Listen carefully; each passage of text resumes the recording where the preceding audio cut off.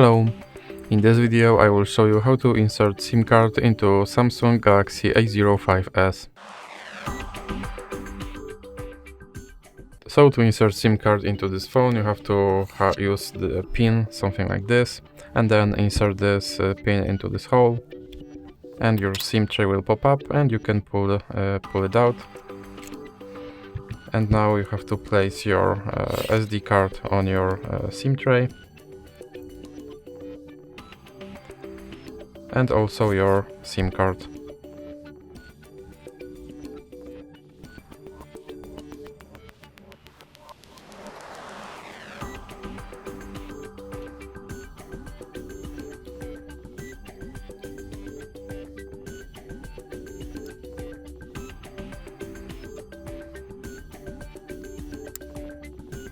And now you can put the SIM tray back into your phone.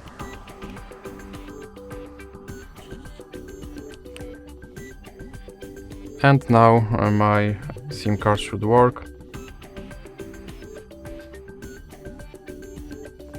And you can see that my SD card has been detected by my phone and my SIM card also has been detected by my phone.